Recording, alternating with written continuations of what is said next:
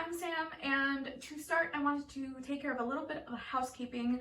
I am planning a couple new Elise videos. One will probably either be out tomorrow or the day after. I really want to do a video that is kind of from a very different perspective than what the last two were. That's all I'm gonna say. It's going to be a fairly different, maybe, we'll see. I have some research and maybe a little soul searching to do to see if some of my opinions change as I kind of delve into things. And then the other one, I'd like to talk about the birth control video. I've been doing research for that. Speaking of research, I am a clinical research coordinator, and these are really, really crazy times, and I want to talk about that because I don't want to say I have tea, but I have concerns, okay? So I'm currently working in 2 COVID-19 studies, and another one will be starting soon, more than likely. And that's the one that I am a little worried about. And I don't want to get into the sciencey things because I don't want to completely bore you. I want to get into the more like sociological aspects a little bit and the safety things going on right now. So I know my like 39 subscribers, which is 39 more subscribers than I thought this face could get.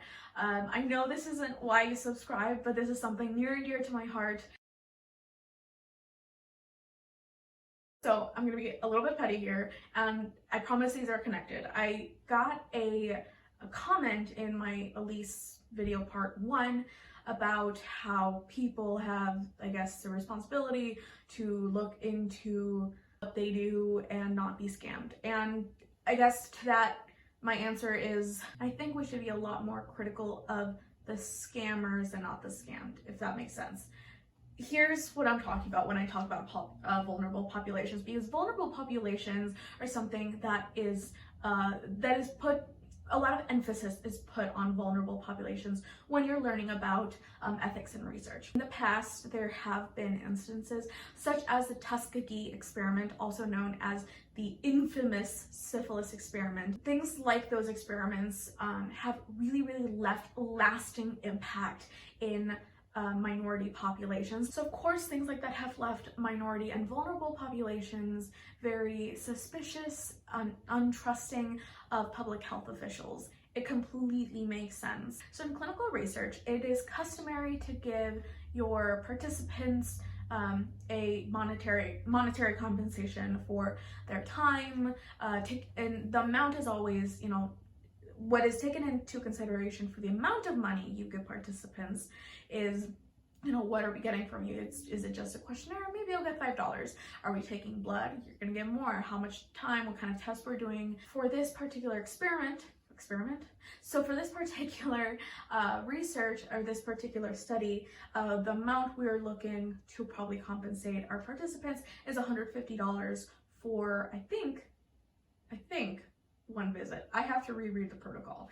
Likely taking blood and maybe performing a spirometry test, which is also called a pulmonary function test, which is a test to check on your lung health, pretty much. Now here is, I guess, the controversy, right? Is $150 too much? Because when something is too much, it can be coercive. There's some ethical things about offering too much money, a coercive amount of money. But of course you have to pay them enough that it is a fair compensation, right? And so there was this one doctor, I'm gonna like shit on one doctor. I don't want to say I am in great disagreement with a particular doctor because I was doing a study with this doctor before and it was put on hold because of COVID-19. And so we went home, right? We were working from home, what we could do from home. And I have another study that I needed to do at the time anyway. And so, right, that's what everyone's doing, right? And this doctor had the gall to call up at like a meeting and say, like, if we give you PPE, like, could you keep doing this study? No.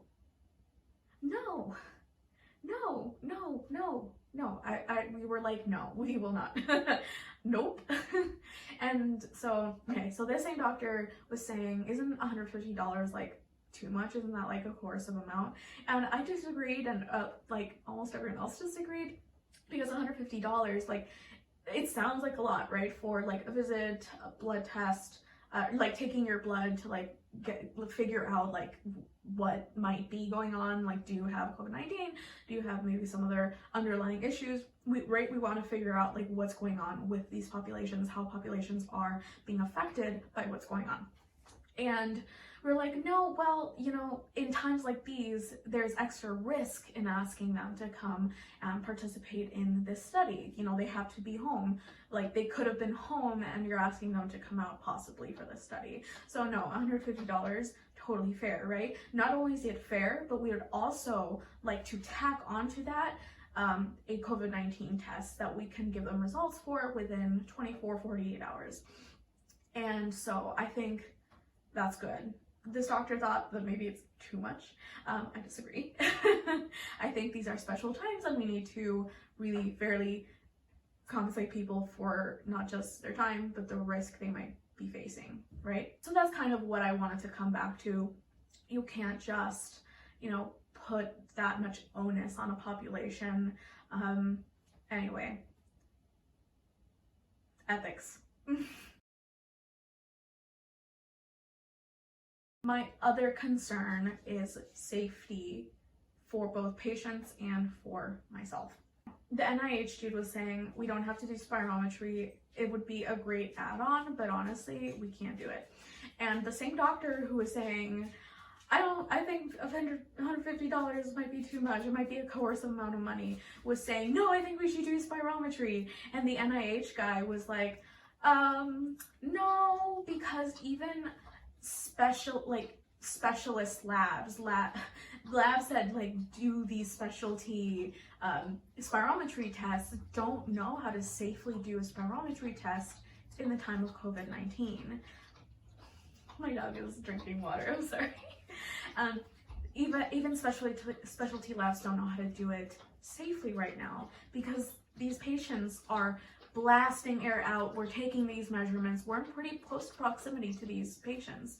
And it's one of those things where even the labs are trying to figure out what kind of air ventilation a room needs. And that's just not enough. Like, I don't have control over that when I see these patients. Whether we decide to do home visits, I'm not going to have that kind of control, or we decide to do in a clinic room, I still don't have that amount of control. I can't guarantee that, like, it can't be guaranteed that patient isn't carrying COVID-19 and that I wouldn't get ill from being in such close proximity to someone literally like blowing air in my face. Like, we were quite close to be doing these tests. And so, and anyway, like, we will, if we are going to be doing the COVID-19 test, whether it be the blood test, whether it be a blood, or we might be doing the Q-tip thing up your nose. Either way, we would have to be in, especially for that, we would have to be in full PPE. So I refuse to do the spirometry test on these patients. Now, I do want to talk a little bit about payment when it comes to being a clinical research coordinator. For the 2 COVID-19 studies I'm currently doing, I am not getting paid any extra. I'm not getting paid any money for that. I'm volunteering my time, I'm volunteering my knowledge to help things out. And that's what a lot of people are doing right now who are working in research. It's just having to set up payments and things like that. It would be I've set up payment things. It's a pain, it takes time. I don't want to slow anyone down. I don't want to slow a study down for payment. I might be paid extra for this upcoming one, but I'm just so happy to help. I'm just so happy to help, and it's just what I want to do, right? And you know, if anything, I can put this on my CV, on my resume, right? My curriculum vitae, and I just want to help. And that's all I really had to say. Thanks for watching. If you stuck around, I know this is really like different. This is just like a me like, this is for me, like voicing my like inner thoughts and concerns and frustrations and hopes and everything. So everyone keep safe. You can catch me in full PPE soon. Bye, you guys.